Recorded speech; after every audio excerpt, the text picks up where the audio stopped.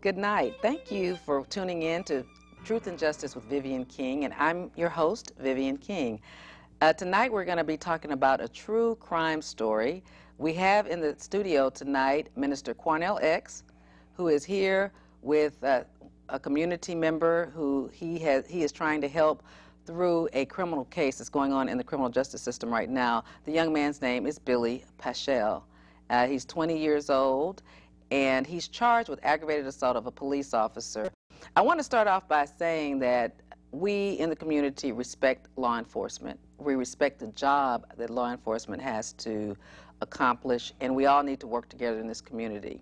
But none of us want our tax dollars to go toward bad police officers. So I hope there's nothing that's said tonight that would in any way make anyone think that we are not in favor of the police, because some of my best friends are police officers. So with that, we will start and just kind of let Billy tell his story. I'll interject periodically because I'm just meeting him for the first time tonight in the studio. So we're going to talk about Billy Paschal's story. So Billy, tell us who you are. Tell me your name and how old you are, and just a little bit about yourself.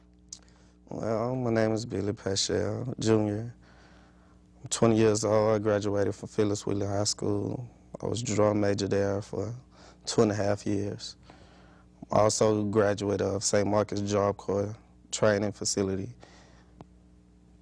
So let's talk about that. So you went to the Job Corps in San Marcos. How did you get that connection through high school? Actually, I picked it up from TV. You know, they have commercials, and it's based on what I wanted to do. It's a short-term career to start in criminal justice and law enforcement. Okay. And so you went to the San Marcos Job Corps. How long was that program?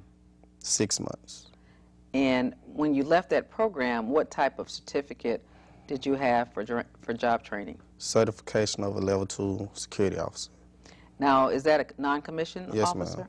So that means you can work in security but not carry a weapon, is Yes, that correct? ma'am. And in this training, are you taught to, what are you taught to do when there's danger at a place that you're patrolling? Well, according to some sessions, I was taught self-defense techniques, but being as a level 2 security officer, it's a must that you call the police at all times, no matter what the situation may be, because I'm not a police officer, I'm a security officer. It's to protect, but not serve and protect. So your job is to protect, but not serve and protect? Yes. Okay. All right, so let's talk about what happened when you got arrested. This was a recent arrest, January 19th, 2012? Yes, ma'am. So tell me what happened. Well, I was riding with friends, dropping them off. Now let's talk about that. Now, you're in a vehicle, and are you the driver? Yes, ma'am. Okay, and it's an old car. It's a 1989 Buick LeSabre. Yes, ma'am. Okay. And you're driving, and you have 2 other male passengers. Is that correct? Yes, ma'am. And one's in the front seat, one's in the back seat. Yes, ma'am. And about what time of night is it? Between 8 and 9 o'clock. And where have you been? Where had y'all been? Well, I was going to pick up a friend, going to sit and talk with him, but he wasn't there. So his little brother and his friend asked me to drop them off into Clinton Manor Apartments, Coke Apartments. So I agreed to do it. On the way there, right when I was pulling into the apartments, I was stopped by 2 flashlights, which was 2 police officers.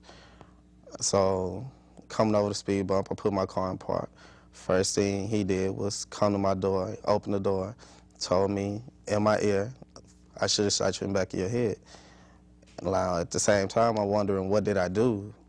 You know, but he didn't tell me anything at that moment. He just pulled me out the car, put me in handcuffs, put me on my knees. Then he went to the other passenger. At the same time, I was down on my knees, just looking around, and I ended up seeing a family member that was walking in the apartments. One of your family members? Yes, ma'am. And I was able to mouth to her to, get in contact with my mom. And at the same time, while the whole situation was going on, he finally told me that he's going to charge me with aggravated assault on a police officer. I asked him why. He tried to say I hit him with my car. But I didn't get close to him enough to do that. Like, if I'm just coming over the speed bump, I don't see how I can do that. Okay. So So you pulled into this apartment complex, kind of describe it with your hands, and as soon as you pull in, there's a speed bump? Yes, ma'am. Is it the type of security area that has like a keypad where you have to go in? Yes, ma'am, but it's like, it's that kind of gate, but the gate is always open. So it's like once you pull in, it's the speed bump right there, and you'll go across the speed bump. And that's what I did. I went straight across the speed bump, and I stopped. You know, once you realizing it's 2 police officers, why accelerate on the gas? That's putting yourself in a bad position. Right. You know? You didn't have anything to be afraid of, did you? No, ma'am.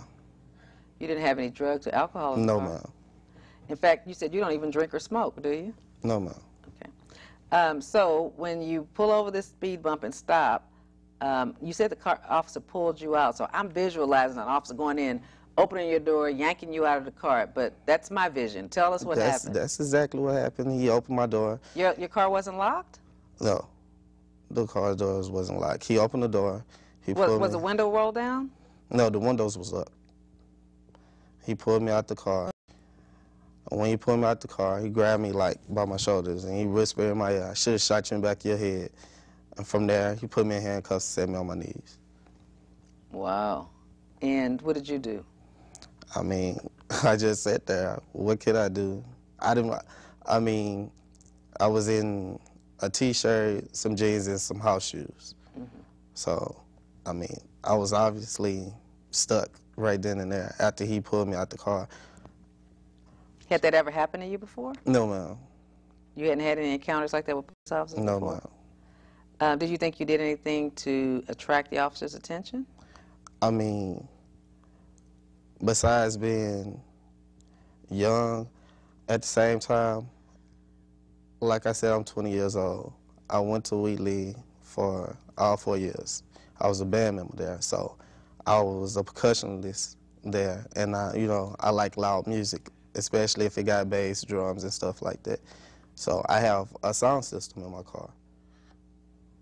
But besides that, he didn't say anything about that's why he was stopping me or anything like that. He didn't. So you're saying the only thing that you could think of was maybe because your music was loud, but you did have the windows rolled up? Yes. Okay. So what happened with the other two, your front seat passenger and your back seat passenger? Well, they pulled them out as well. The same thing. And, from that situation, I learned that, not to let everyone ride with you in your car. Because at the same time, my friend that was sitting in the passenger seat, come to find out he had 4 warrants. 4 warrants? Yes. Wow. And the guy that was sitting in the back seat, when they started searching him, he finally admits that he have a gun on him. Wow. So, in the midst of all this, I'm trying to see, they was like, yeah, all 3 of y'all going to jail, but, okay, he got warrants, he have a gun on him, but what does that put me? Right. Like, I don't have a record, I never been to jail. Yeah, and which one of these guys did you know? Did you know the front seat passenger or did you know the back seat? I knew both of them, but, like, they were technically, like, his older brother is, like, a closer friend to me than he is. So you were just giving them a ride? Yes, ma'am. So, yeah, that's kind of strange. So, yeah, you didn't search them before you put them in your car, and they're in your car, and now you have, so how did it get for you on the ground to where you go to jail? Tell me how that happened. Well, as he had me on my knees, I'm off to my cousin. I was like, call my mom. And he sees me off to her. He said, you need to get away from here before we take you to jail. So she leaves. Finally, I see my sisters pull up and stuff like that. But by the time they start pulling up, they had already called for backup. And the thing was, they were morphing to each other. They was charging me with aggravated assault on a police officer. And I was asking them, like, how? Come on, like, let's be for real. I didn't get that close to you in my car. And at the same time, I was like, come on, man, I'm a security officer. I just came from Job Corps like a month or less than 2 months ago. And, like, my career path is to be a police officer. One of the officers tell me, well, that career path is over for you. Wow, so they get to decide. Hold on a moment. Could you hold your thought, please? Yeah. Caller, you're on. Do you have a comment? Caller, you're on. Yes, ma'am. Can you please turn your volume down because you're echoing on the set? Turn your volume down. Thank you. What's your question, sir? Yeah, I got a question. That's my little brother that y'all interviewing right now, man. I just have a concern on these police in the neighborhood that we stay in. He's not the only one, a suspect at the brutality and things that he's been going through. These policemen is really out of control in our neighborhood now. They think everyone is doing wrong instead of right, and that's not right. I'm not agreeing with that, because when I got arrested last year, one of the police HPD officers told me that he should have emptied his whole clip on me. He don't like my kind. Wow. Wow. What's your name? My name is Everett Sanders. Wow. You know what I think? I think in order to put this whole discussion in perspective, we have to. When I got arrested. I'm going to let Mr. Quanell X speak for a moment, but are you saying that, I want to just make sure I get something clear, are you saying that the same officer that arrested Billy arrested you? I'm not sure, but Billy, when my little brother got arrested, he said that he pulled my picture up on the computer and said that you have an older brother and that he's incarcerated right now because of some of the similarity tattoos. And he said, Billy told me that he said, your brother is a gang member, and we don't like your brother. We should have did something to your brother, so you going down too, because you know you're in the same gang. Wow, we're gonna let him speak to that. Let's let Mr. Quanell X say something. Go ahead, you know, sir. I think that we have to put some of this in perspective. One, the Fifth Ward apartment complex where he was arrested is called the Historic and the Neighborhood Coke Apartments, Clemmy Manor Apartments. I have held Stop the Killing rallies in that apartment complex over the years. There is a high crime area. In fact, I have a distant uncle who was actually killed in the apartment complex. Wow. He was carjacked and killed at the apartment complex back in 2005. So I understand that many of the residents over there want a safe environment because there is a criminal element in the apartment complex. But at the same time, this young man here, this is the perfect kid. When you ask a kid, don't smoke, don't drink, stay out of trouble, go to school, graduate, do the right thing. If you don't want to go to college, then take a career path that helps you succeed in life. He did all of that. This is the ideal young man. Now, mind you, he's being raised in Fifth Ward, Texas, which many people in the hood call it the bloody nickel. But this young man stayed out of using drugs. He stayed away from criminal activity, was not skipping school, was not being suspended from school. He did everything that we would ask a young black male to do in the hood. He's done that. And now he's pulling in an apartment complex, giving two other friends a ride to the apartment complex. Well, I ride with people, and people ride with me. I don't ask them when they get in my vehicle, do you have warrants? Do you have a gun on you? Right. And when I've rode with other people, they don't ask me, well, do you have warrants? Do you have a gun on you? The law requires that I ask you these questions. Right. We don't do those kind of things. At the end of the day, whatever the two other young men were involved in, I hope that they can work that out and turn their lives around. But this young particular man, he stayed out of trouble, did the right thing. And it's sad that you now have him caught up in the criminal justice system, facing a charge that could result in 5 to 99 years. But one thing I can assure you, there'll be no plea bargain in this young brother's case. Because one thing I trust that this young man is doing is telling the truth. And one thing an attorney named Robert Jones told me one time, he said, Quanell, when you tell the truth, you never have to remember what you said. He tells the truth. He's told the truth. And so I hope and pray that this young guy understands that people are going to support you. You will be backed. He has strong family support. And even the brothers in the hood who are criminal are shocked and saddened by him being arrested because they know this is a square kid. He shouldn't be in jail. Well, I appreciate you calling in, brother, and I'm glad you added that information in, and I will certainly watch your brother's case, and we'll make sure that the right thing happens and that he does not take a plea bargain and that he exercises his constitutional right to a fair trial. And thank you for calling in. Do you have any other comments before we continue? No, ma'am. Yes, ma'am. Thank y'all for helping them, too. All right. Thank you, sweetheart. Have a good night. So another thing I want to talk about is you said before we got on the air that you have a $30,000 bond. That's a high bond. Now, either you have to put up $30,000 cash to pay a bondsman or to pay the bond yourself to the county, or you have to pay $3,000. Which one did you choose? Well, my family, thank God for my mom. You know, they went ahead and did $3,000. Wow, that's a lot of money. You go from taking a friend home to paying $3,000. The car you in probably not worth $3,000, is it? No. Okay, let's see if we have another caller. Let's take another call. Oh. Okay, I guess we didn't have a call. So you had so you're facing now 5 to 99 years, and have you had a chance to hire a lawyer yet? Well, I'm in the midst of that. Okay, so you're working on getting a lawyer, because one of my purposes in this show is to try to explain the criminal justice system. So when do you go to court? Well, on Valentine's Day, February 14th. Okay, so you got to go to court. Do you remember which court it is? I have it written down. You remember some numbers? Okay, so you've never, have you gone before? Well, this the first time I went was when they did the pre-trial. Were you actually in jail, or were you out on bond then? I was out on bond. Do you remember what floor you went to? The 8th floor. I think it was that. Oh, you had to go up higher than that. It might have been 18th floor. Yeah, matter of fact, it was somewhere. All right, so on the 18th floor, it could have been the 179th, Randy Roll. Could have been the 180th, Mark Brown. Could have been the 183rd, Vanessa Velasquez. That's who it was. Vanessa Velasquez? Yes, ma'am. Okay. All right, so that's a good sign. What is your expectation when you go to court? I mean, you know, like I said, I'm innocent. Hold on a second. Caller, you're on. Yes. Yes. I was calling. I was sitting up here watching the show, and actually, my concerns about my brother who went to prison, and the police department had a lot to do with it. And I've been trying to get in contact with Quanell X. I really want to talk to him like one-on-one.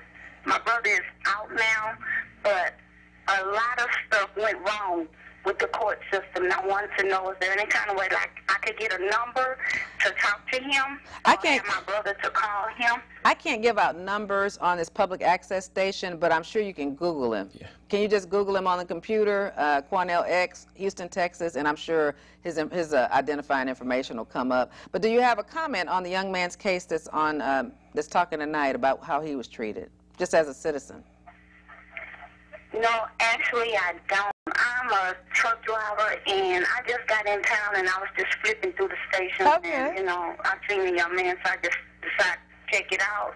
Yes, ma'am. But I will say, like, a year ago when I was stopped by the Houston police early during the morning, headed to Metro, they pulled, like, all of my stuff out of my purse early during the morning, like 2, 3 o'clock, and then when he was done with me, because he had me to sit on the ground, then he called up another officer, and all of a sudden, you know, he had anger or whatever, and he told me, you know, you tell Quanell X that we did a good job for you. Oh, my God. Yes, he issued me a ticket, and I just went head on to work. And, you know, I don't know about the police down here. I just really don't, you know. Where are you from when you say you don't know about the police down here? I'm from Louisiana. Okay. Well, I thank you so much for calling, and just do the Google, and thank you for watching, and I hope you care about the community, and that you vote, and that you go to jury duty, and that you're careful on the road. Thank you for calling. Quanell, what else do you want to talk? Let's hear from you. It's important that we understand that I support the police department, but I support good police officers. But normally whenever some citizen comes to my organization or to me directly saying that police misconduct and abuse is taking place, when we begin to research, or if we hire an investigator to work for us in researching that complaint, 9 times out of 10, it's always a police officer that's been on the force maybe between a year to 5 years. We've never rarely but ever dealt with a police officer 10 years and above. And so I think the Houston Police Department, as well as the Harris County Sheriff's Department, they all are dealing with this issue of the young police officers, the young cops. They call like the renegade cops. And then they come from different areas. You have police officers, especially at the night shift. The night shift is one of the most dangerous shifts in the African-American community dealing with these police officers, because most of these guys are coming from Pasadena, the Woodlands, Conroe. They're coming from Tomball, they're coming from Rosenberg, Richmond, they're coming out of Pearland and Brazoria County. These are not gentlemen that have even been raised around the very people that they're being charged with responsibility to police. So they come in with this fearful mindset, believing everything they've seen on cops, everything they've seen on City Under Siege back in the day, and they believe all these criminal stereotypical stories about the black community. So they already come in afraid and scared. And they think that every young black man that they encounter around a housing complex or in the hood has something to do with some type of criminal behavior. And I've heard police officers say, well, you know, you got to be doing something. That's not always the case. There are many young men in our community who have been raised by good families who are not in trouble. But if you've made your mind up that every young black man that you encounter must be doing something wrong or is involved in something wrong, well, then you're going to treat them all the same. That's what happened with this young man. He's not a criminal. He didn't do anything wrong, but he's at the wrong place at a bad time. And I'm not going to say it's the wrong time, because it's the right time for you to be anywhere in your community. Just the wrong place at a bad time with the wrong particular police officers. But to say to him, you know, I should have shot you in the back of your head, I don't believe he has any reason to lie, but it says a lot about the thinking and the mindset about law enforcement officers here in Harris County.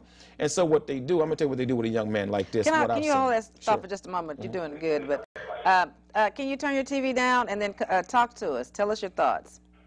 Yes, I feel like it's something should be done about that, and I also feel like what you think they're going to do to the police officer that said that they ought to shoot him in the back of the head, because, I mean, they shouldn't, you know, that's not right. How can you just talk to people like that if people not doing nothing or saying nothing rude to you, or, you know what I'm saying? It just, I didn't know what this young man went through in his life or what he going through, or what just he went through the year just passed. You know what I'm saying? That's not right. They need to do something about these laws out here. Really, they need to do something. I agree with you, and I appreciate your call. I'm smiling just because it is frustrating. You're either going to cry or you're going to laugh. I mean, because it's almost, I feel bad for this young man, but it's almost laughable that we're still talking about the same old thing that we've been talking about for so long. I appreciate you watching and caring. We can do more in our community to care. We can go to community rallies. We can make sure we go to jury duty and sacrifice our time and say that we can be fair and impartial jurors to make sure that the right thing happens. A lot of times people in the black community will complain about the system, but the system is us. The system is all of us. We cannot rely on whites or Hispanics or Asians or other people in the community when we don't participate fully in the community. We've got to go, we got to vote, we got to say, I'll see people in the courthouse and say, oh, I said, ma'am, you know, you're crying about your son. Do you even know who that judge is? Did you vote for him? Do you know who it is? No, ma'am, my daughter told me not to vote. But yet you're crying and you don't even realize some judges might win by just 300 votes. And you don't even know who they are. And it's 37 judges sent people to prison down there. You know, I think it's more important. Get involved, and thank you for calling in. Do you have another question? And then I'm letting Mr. Quanell keep talking. You want to say something else, sweetheart? All I gotta say, I'm gonna stick by him 100%, whatever it takes to help him out. Okay, we're gonna watch it, and I'll keep you posted as the year goes on. Okay? Thank you for calling, and call us back if you have any other comments or concerns. Okay? Every Wednesday night we're here. Thank you. All right. Bye bye. You know, Vivian, what I've learned is it's not just the vote that's enough in our community, because we as African Americans vote for African American and Democratic politicians all the time, but nothing really changes. So we have to change our methodology in how we involve ourselves in the political process when it comes to the criminal justice system. I agree. Not only must we vote, we must begin to collectively pool our resources, and as a block, each community should be responsible of raising so much money to finance political campaigns for judges. Oh, I agree. Why do I say that? It's because these judges, yes, they want our vote, but they go ask for somebody else for that money. And the person that's often giving the money to our political judges that want to run for office don't look like you and I. Exactly. And so we're giving a vote, but somebody else is giving the money for them to run that campaign. And grandmother did not lie. He that pays the piper picks the tune. We have to re-educate ourselves, and we must demand that our elected officials properly educate African Americans, and in particular Hispanics and minorities, what our political role must be. Because we can only make change if we're fully involved in the process and not just casting a ballot. Casting a ballot hasn't done much for us without us being fully educated. Teach the people the whole process, get everybody involved. We can make some changes. The district attorney's office is one in particular that most African Americans need to be informed, and Hispanics need to be informed about. And involved in. Police officers, when police officers commit these crimes, violate the rights of citizens, it's the district attorney's office that determines if they're going to prosecute these men. And believe me, the police officers union is a strong union. They vote in a block. They financially donate to political campaigns. I agree. And so you got a people crying out for justice, but they're going against a machine that's well organized in police officers unions. And we got to change all of this. And you bring up a very good point. Let me take this call. It's an excellent point. Caller, you're on. Yes, I was just wanting to speak on the situation about, like, when the officer, I guess, told the guy that, I'm just catching in, I guess they told the guy that he was going to, like, shoot him in the back of the head.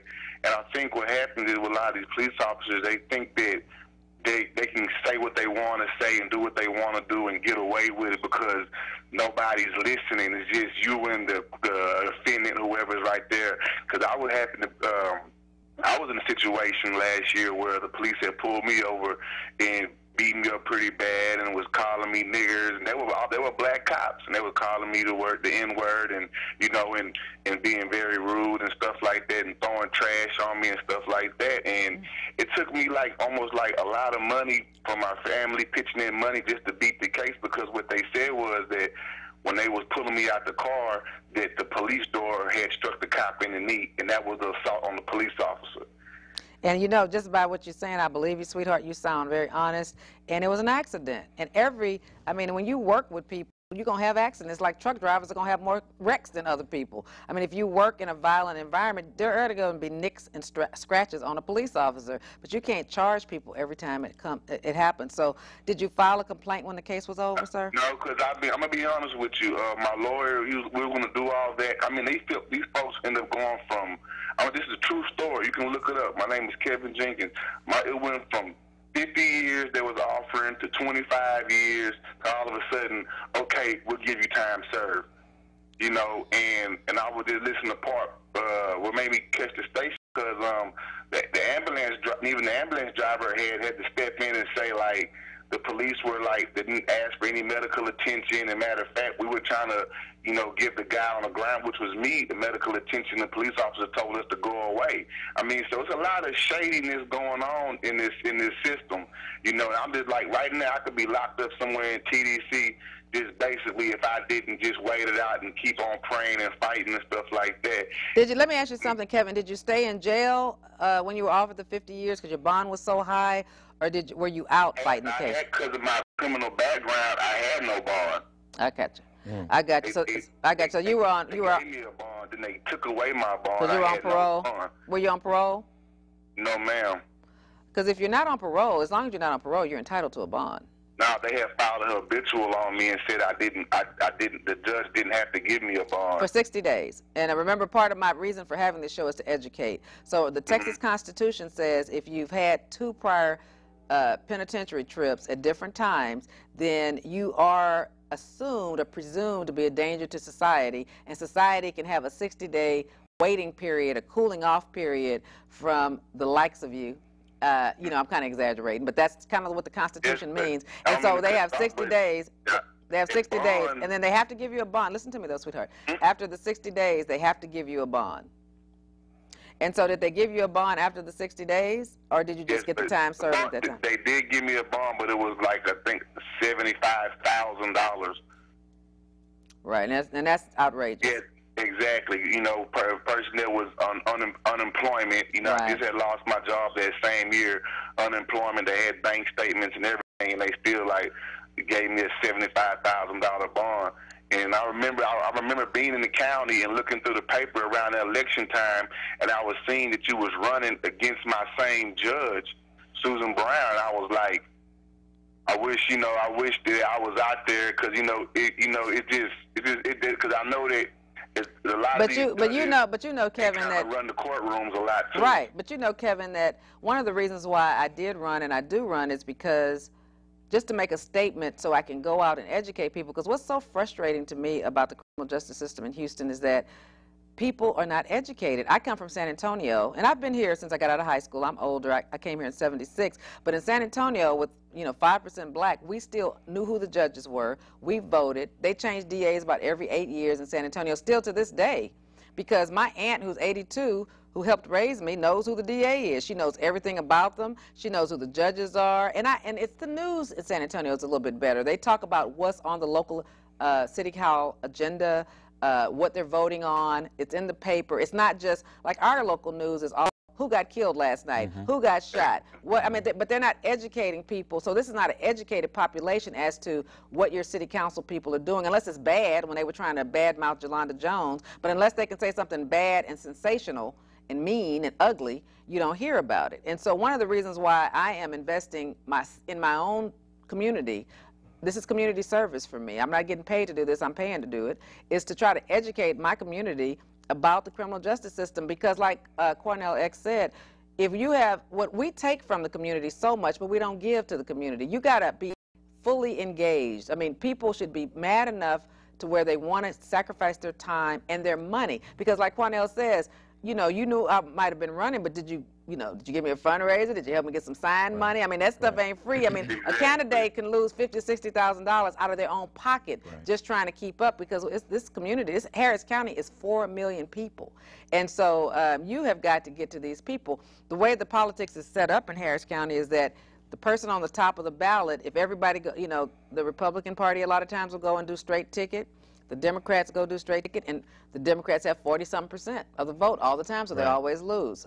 So we don't go out and vote. And you don't vote for the person when it comes to judges. You vote for the party. So my name could have been number 51 on the ballot. So who's going to turn that wheel 51 times so they get to my name? So either you're going to vote for the whole party, the party that you're under. So you don't vote for the person. But we could figure out who's running in both parties and decide who you want to vote for. You can do that, but you would have to have some leadership and some money put behind and a concern for the community to get together and do that, like Quanell X was saying. But you need to do it, and you can assure if I'm ever at that position, I'm going to do what's right. I'll never win because someone owns me. I'm going to do what I think is right. And I do care about the community, and I care about you, Kevin, so stay engaged, okay? Thank you. And I just want to say, just keep doing what you're doing. And Quanell X, y'all keep doing what you're doing, because there's a lot of people out here that like they get in trouble with the police and stuff like that, and once they kind of get out the jam they're in, it's like, whew, it's like they don't worry about it no more. It's like almost it's like you save your butt, you're not worried about nobody else. But I just want to say thank you. Y'all keep doing what y'all doing. Okay, watch me every Wednesday if you can. We have interesting stories every week. We've been doing this since November, and I'm committed to trying to do it all this year. As far as my pocketbook will let me. Okay, sweetheart, thanks for calling. And stay out of trouble. I'm proud of you. Stay out of it, okay? All right, yes, ma'am. All right, baby. Okay, what were you saying? You know, it's important, Vivian, that you were giving some points to this gentleman about what his rights are. But often when these young African-American and Hispanic men are in trouble, they don't have lawyers that are telling them that information that you shared with them. And let me tell you this, I don't let my clients plead guilty if they say they didn't do it. Yeah, but period. If they can't afford it, I'm not going to let them do it. But if we're going to speak about the system, we're going to have to call the system for what it is. Yes, sir. There are very few Vivian Kings. There are very few like you who are going to educate your client thoroughly and properly, and then let your client know that whatever the legal avenues that's available to your client to be taken, you're willing to exercise every option for their benefit. Most lawyers don't talk like that. Most lawyers will say something like this: this is my fee. When you come to court, have my money. Try to have it before you come to court. And then I've even seen attorneys, some of them, Vivian, they'll stretch a case out just to get paid, and they already know what the outcome is. We need a complete overhaul of the system, and that's why a public defender's office would help Harris County that's truly financed, because most of these lawyers who want to do a good job, who are passionate about their clients, they don't have the resources that the state has. The state has an unlimited budget, and they will exercise that budget. I've seen the state, like a young man like him, he's charged with aggravated assault with a deadly weapon on a police officer, and they're saying the car that he used to swerve, allegedly, is the weapon. Well, what about Chad Holly? You watch the Chad Holly bidding videotape, you see these cops run him over with the car, flip him in the air, then run up to him and stomping him with their boots and kicking him with their boots. Well, I've seen people in our community charged with aggravated assault because the boot was considered a weapon. Exactly. Well, what about when these cops do things to us? Right. And yet these same officers are charged with official oppression. Where's the assault case? It's really up to the district attorney's office to send a message to the community that we have zero tolerance for you all breaking the law, but we also have the same zero tolerance policy when those who are paid to enforce it and protect you are not doing their job and violating it also. And so we need a fair process, and we definitely need judges to make sure that they stop this letting all white juries be judging young African-American men and Hispanics and then tell both of those individuals, well, if you're black or Hispanic, well, you got an all-white jury, but it's a jury of your peers. I don't think so, because most of those individuals have never interacted with one another. Exactly. And then you need judges that will hold police officers accountable for perjury. Right. The witness stand. And like you said, but it all comes back, Quanell, to money, because when it's time for judges to vote, judges to run, the people who are going to give the money are the people who don't look like us. Right. Because when it comes to giving money, we could give $5 or $10 or something, but we won't do it. Right. And $5 or $10, like Barack Obama showed, can add up to millions. That's okay? right. You can do that right now. People can give $5 or $10, they can add up to millions, or you can have commercials, signs, and judges can truly be independent and gatekeepers, because judges are supposed to be the gatekeepers of the law. But unfortunately, over the last 25 years, judges are afraid to be on the news, because we have such sensational news that if a judge tries to make a fair decision in Harris County, and many of the judges are my good friends, great people that I love and respect, they'll try to make the right decision, but then they're worried that they're going to be splashed all over the news tonight, because they don't know if they give you another chance, whether you're going to go out and kill somebody. So they treat everybody like they're the worst person in the world, because the news is just unforgiving. And they're very unforgiving to judges that are neutral. Right. They're very unforgiving to judges that really want to be fair. Exactly. One judge in particular is Kevin Fine. Right. Kevin Fine is one of the most wonderful judges I think have ever put on the robe in Harris County. But when you look at how they attempted to crucify that man for only wanting to do the right thing and be fair, the type of crucifixion he was up under. But at that time, he's a white male. And he's a white so male. It's not like we're being, you're being racist about it. He's a white male, and you're saying, in your opinion, he's one of the best. But Vivian, it was the duty of criminal defense attorneys down there, I agree, as well as members of the community, to stand up and say, hands off Judge Fine. Do not at him for trying to be fair and just for a young man who deserves a fair trial and a fair hearing. Because often I've seen prosecutors support perjured testimony when they know it's perjury. I've watched judges have cops on the stand, and the cop would change his story from his police report 3 or 4 times on the stand. I just had a trial in Brazoria County like that this week. It was so bad the judge threw it out and directed a verdict of not guilty because the cop lied under oath with the statement, and the person lied too, and they got busted on the stand. I don't let them get by with anything. Let's take this call. But did that same judge recommend the prosecutors seek perjury charges against the officer? Oh, no, they're not going to do that. Caller, you're on. Oh, how you doing, Miss King? Hey, baby.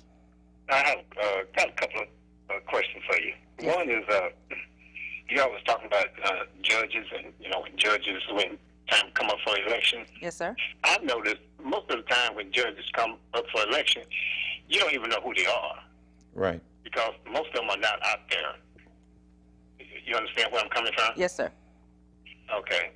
I'd like to get your comment on that. Yeah, no, I agree with you. What do you think they could do? Say, hypothetically, if you were a judge, what would you try to do, or wanting to run for judge, what would you do? How can you get out there? I know when I ran before, let me tell you why I said that. I have a full-time job. I'm a single mother, so I have activities to do, but at least 3 or 4 nights a week, I was, going, passing out push cards and, phone banking, and, I had about 3 fundraisers, but that's difficult too, because you have to spend money to have a fundraiser, and you don't know if anybody's going to give you any money. So it's difficult. So tell me what you think. Do you have any novel ideas in which a poor person can run for judge? With you, I just think that, it would be nice if they came out and make the round like the city councilman and the mayor do. The difference between city council people, yeah, and let me tell you what the city council people do, which I found different since I ran for judge than city council. Since city council members control budgets and money, people give a lot more money at their fundraisers. Because, the city of Houston, I believe, is the biggest employer in Houston, okay? So that means they're giving out multi-million-dollar contracts to people who do all kind of work around the city. And so those people who are bidding for jobs and contracts with the city are going to donate to city council people. Do you understand what I'm saying? And so they might get millions. A judge, especially a criminal judge, you're not doing anything that's going to give anybody any money. You know, I'm not over a budget that's going to give money. Civil judges have an easier time raising money because civil means money. So that means if I sue Quanell X for because he ran over me and I can't walk anymore, and he has $1 million policy, then he's going to have I can get his insurance money. So that judge is going to be deciding whether or not I can move forward. Do I have a cause of action anyway? So the outcome is money. And if I'm a big firm, I represent me, and there's a big firm, that big firm is going to want judges who are fair, and they're going to help them raise signs. You know, they're going to be out there. Criminal judges have a different thing because you're not controlling money. You're controlling people's lives, usually poor people's lives. And so the people who really should be giving to criminal judges are poor people, but they're not. It's the rich people who want protection, and it seems like the police will oftentimes try to protect their constituents, and we've got to try to change that by getting more engaged. No, I'll tell you, we got to call a spade a spade. The most important election in the African American and Hispanic communities is the criminal courthouse. I agree. Because when you have statistics that say 1 out of 3 African American males from the age of 14 to 35 is either on probation, on parole, in prison, in jail, or awaiting a sentence or a verdict from a court, 1 in 3 from 14 to 35, the #1 priority for the church and preachers and pastors should be, we must change the courthouse. And so the church must be the vanguard, must be the initiator of re-educating the masses of the community of where the resources must go and where the attention must be paid. Much more important than a city council race. I love council members, but much more important than a city council race, much more important than a state representative race and a congressional race is the judges, because it's the judges that's really either helping save households or destroying households. And so how many people really deal with civil judges in a black community? Very few. How many of us deal with issues with contracts with the city? Very few. We all need city services, yes. But at the end of the day, how many of us directly or indirectly come in contact with the criminal courthouse? Whether it's a relative, a friend, a family member, or someone that we know in the community, or someone that we know whose loved one is involved with the system. The preachers must stand up and step out front.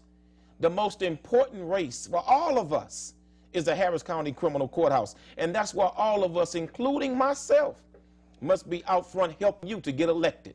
Because a judge like you, sister, they don't really want to see you go down there. No. Because they know that you won't allow the games to be played, and you will let justice roll down a mountain like a mighty river, whether they're right or wrong. So we need somebody like you. But leadership got to stop playing the political games. Too many of our leaders, we get involved in city council races because we want to indirectly get a city contract some kind of way. And many of our city leaders and preachers, that's why all the preachers are 501(c)(3)s. That drives me crazy. If I can't go to my church as a black person, where can I go? That's but right. You can't go if you're in political, if you're seeking politics, advice from a counsel from a minister, because all of the churches now are 501(c)(3)s, which is the IRS code that says gives the rules for being a nonprofit so that you don't have to pay income taxes, okay? So, but and then you can't show, and you can't endorse. They can endorse, but they take it too far. Well, but wait they a take minute. it too far. Yeah. They can say who I'm voting for. They can, but they don't. I ain't got to tell the congregation to vote for you, but I can tell those who follow and love me who I'm voting for. So you're really telling the people where to go if they really follow you. And if this has to change. And if they really want to do it, and since I did run and we met, and I was warned about this when I first run, is that you're going to have to give the preachers money. I mean, so it's not like the preachers are raising money to help good candidates who are going to fight for them. You got to give them money. And so it's not a fair process. And so I would hope that some of the young people, like I said, I'm 53 and proud to be here and hope to be here, and I'm going to die trying to change things so it's better for the next generation. And I'm going to fight for people's rights. I'm going to educate people where I can. But somebody young, some young people are going to have to step up and start trying to raise money so that we can be like Dallas. Dallas start having more minorities at the table. That's right. They have more minorities. They have black judges. They have the DA in Dallas is black, because they stop being complacent and lazy and blaming the system on other people. I'm not saying all the judges should be black, but I'm just saying if you have 37, you should have at least 7 or 8. You should have 6 or 7 or 8 Hispanic people who are not beholding to wealthy people who are there to do the right thing, whatever right is. Right might be prison for life, but right might also be a second chance in probation. Right. It just depends on what the crime is. What we want to see is the Harris County Criminal Courthouse reflect the demographics of the county constituency. It should. We shouldn't have one African-American felony court judge or two. That was appointed by President Bush. Absolutely. Governor Bush. It shouldn't be that way. It shouldn't be that way. We should not have, you know, maybe 2 African-American judges in the entire criminal courthouse. That's a disgrace. Especially when the people didn't put them there and it just was happenstance because they're on a certain party. Caller, I know you're still there. Did you want to say something else? Yeah, I have one more comment. Yes, sir. And it's referring to the police department. What was that? Recently in the news, maybe a week and a half ago, where the young lady and her husband was stopped by the police. Okay. And, they kind of beat him up a little bit, and she tried to video the incident, and they took her camera. Right. I think they tried to take her SIMS card out or whatever. Right. Yes.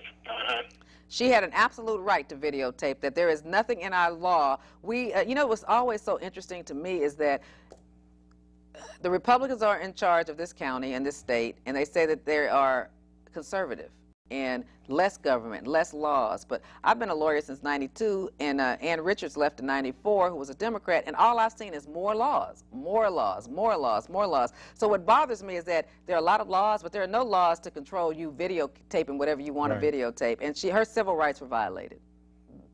Period. End of story. It was wrong. But normally IAD won't do anything. Because remember, the Chronicle did a story on IAD a year ago that said 99% of all complaints have never even been sustained.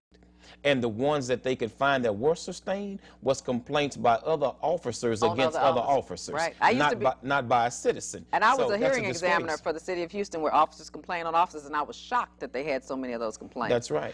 But yeah, I agree. I think that the citizens had a constitutional right to do that. And our county paid a lot of money when Harris County violated citizens' rights. That was I think, Ibarra case. The Ibarra case. Ibarra case. Remember when the DA, Chuck Rosenthal, was inadvertently kind of ousted out because Harris County Sheriff's Office was running a search warrant, and the neighbors started videotaping it. And the officers ran in. They say some DAs told them they could do that, ran in, took the video camera, charged the people with interfering with the duty of a police officer, and one person had gone to trial and gotten found guilty. But I think a civil lawyer took the case on and sued in federal court as a violation of their rights. Yeah, Lloyd Kelly did. And as a part of his investigation, he subpoenaed those emails where Chuck Rosenthal had made statements that people didn't like, and that's what happened. That was that kind of case. So you would have thought after the city of Houston had to settle that case, and Harris County had to settle that case and give that family a bunch of money, you would think that the policies would then be to tell people that they do have a right to use their cameras. Right. And they should be happy people are using their cameras because they should be doing the right thing. It's nothing our police officers should be doing that they wouldn't want videotaped at all times. Right. And in his case, I'm hoping that people will contact us online. Reach out to us, because we're asking members of our community to volunteer to go with him to court. Because, see, when people have support systems in the courtroom, that sends a message to judges and prosecutors. Often young men like him that are African American and Hispanic in particular have no support when they go to court. They're often really going by themselves. And so I'm saying to the public, this young man is one that we want to protect, that we want to save, and one that we do not want to allow the system to take advantage of and abuse. He did everything we wanted a young man to do from 5th Ward. This young man in the hood, the bloody nickel they call it, never got in trouble, stayed out of trouble, went to school, graduated, made excellent grades, good kid.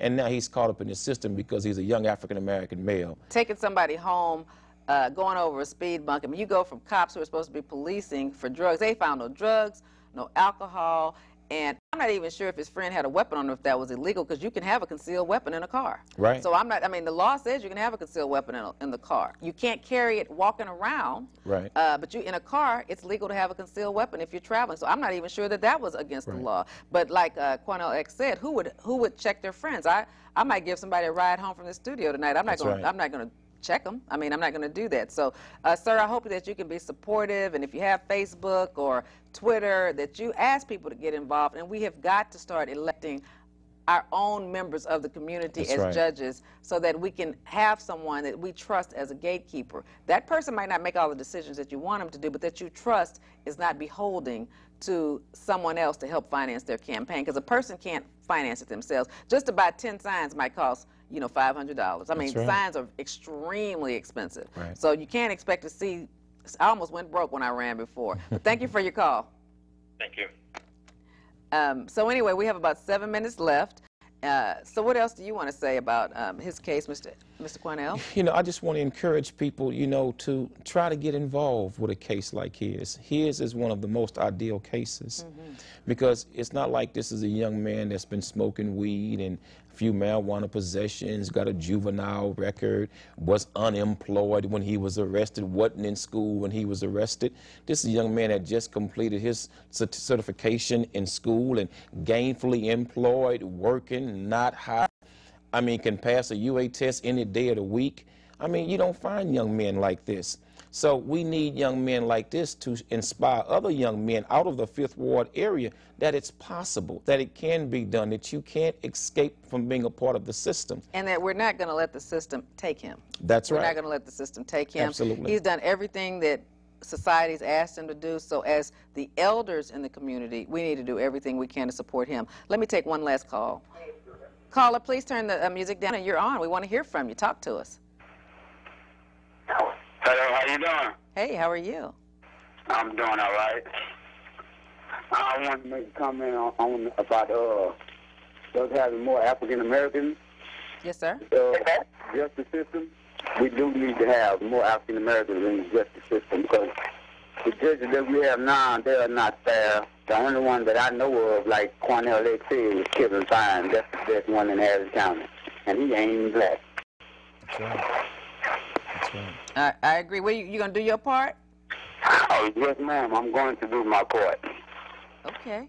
We want a fair system that includes everybody, and that, you know, I think everybody needs to be at the table to make decisions so that we can have a better community. I think other cities are outpacing us because they hear about these atrocities. You know, like Chicago. I had the opportunity to go to Chicago twice last year, and I'd been, say, like 5 years before. And Chicago was so proud. I don't know if it was the Barack Obama thing, but I don't care how poor the black people are or how rich they are, white or black. The vibe is positive. I don't care if they were the trolley drivers or the boat drivers or the people in the subway. I mean, whatever. They have an L, actually. But it didn't matter. Everybody was nice. They had a good attitude. It was clean. The city was pretty. They had, you know, they had put the flowers down. And I was like, man, I wish this was Houston. I mean, it didn't seem like the police were wrongfully harassing people. It seemed like poor people were proud of the city. Why can't we do that? I mean, I would love for us to do that. The mindset has to change. We've got to change. We've got to stop beating each other up, and we've got to support good police, get rid of bad ones when they're young. Like Quanell said, they've been there 1 to 5 years. That ain't their career path. They're too mean. Right. They're too mean and unfair. Get rid of them. Let's keep the more mature ones there to guide the young police officers there, because we pay a lot of money to police officers, and we want good ones. But one thing I've noticed about Houston and Harris County in particular, and all of these surrounding counties, it's like the establishment wants to send the message to the poor people, stay in your place, and never try to organize to be equal to us.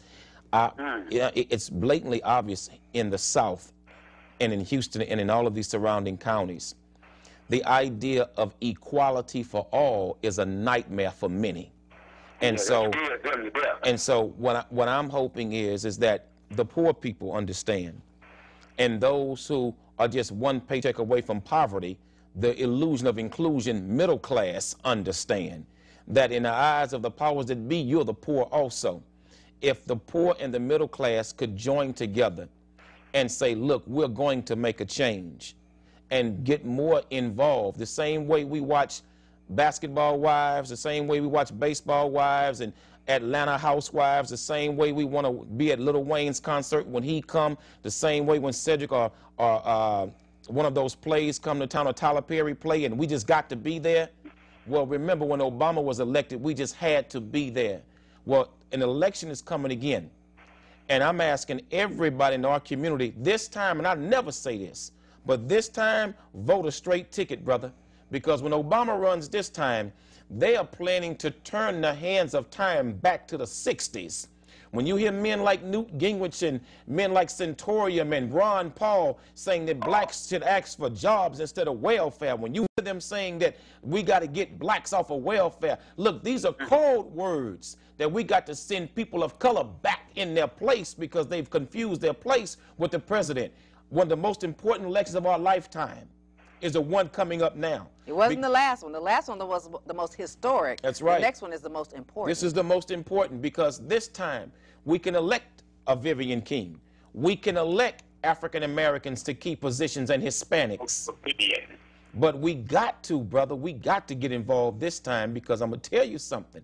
If you've been listening to that hateful rhetoric coming out of the Republican platform for president, all of them are making hateful remarks about, in particular, African Americans. It is very scary, and you know, we do have a lot of Republican judges here, and they're not all bad, but we do just need to know who they are, and I totally respect and understand what Quanell is saying, but we need to all get involved and know what's going on, and we do need more jobs in our community. But a lot of times when it comes to pure trying to get more jobs, then that's like a handout. It's funny how the code words are coming across. That's because right. I got involved with an organization last year with criminal justice system, and I wanted that to be our platform, jobs, but they were like, well, everybody needs jobs. You know, so you can't like single out the poor or the criminal elements or the young, because I thought that instead of an alternative to incarceration would be job programs. Why can't we go out to Shell and some of these plants and see if young black men or any men, white, black, Hispanic, on probation at 17, 18, and 19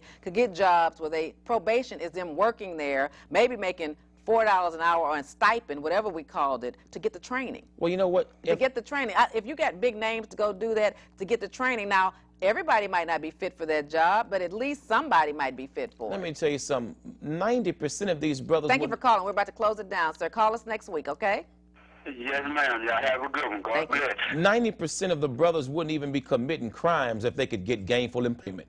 We need to work on that, Most of these brothers cannot get gainful employment. You got brothers in the streets right now who've made mistakes, who've been in prison, who've been in jail. They don't want to be in the streets, but whenever they get a job, it's used against them, their criminal history, criminal past. So if we had good judges in place who could inspire state legislators to offer up and put forward offender-friendly legislation to help these young brothers get jobs, then a lot of this crime would go down. And we could have good, and we could have good crimes, they want a job. Good second chance programs. Because statistics show once a kid gets to be 24, 25, and certainly 30, they're not trying to break no laws anymore. Yeah, but we need to start training them young and doing what we need to do. But I'm getting my signal that it's almost time to wrap up. I don't even know if I have a time for one more call. What do you think, Director? You think so? Call you on quickly. Yes, ma'am. Yes, ma'am. You allow you for the legal aid. No, ma'am. I'm an independent lawyer. Thank you for your call. You can Google any of us if you want to find us, talk to us. If you have a show for me to put on, just give me a call. We have 30 seconds to wrap it up, and please call us, watch us next week. You want to say something to finally wrap this up Just tonight? want to say thank you for allowing young brother and I to come to talk about his case, to talk about the community supporting him and standing with him. And this is our duty. This is my passion and my duty. But at the end of the day, we're only as effective as the people willing to stand up and follow the wisdom and the advice to get involved and get engaged. We cannot do it by ourselves. I'm getting my little code to wrap it up now. Thank you so much for watching Truth and Justice with Vivian King. Please join us next Wednesday night from 6:30 to 7:30 on your local Comcast UVerse stations and streaming online. We have had a great conversation about this young man with his pending case, and we're going to talk about another case next week and hope we can educate and engage the community. Thank you so much for your support, and we'll see you next Wednesday. So.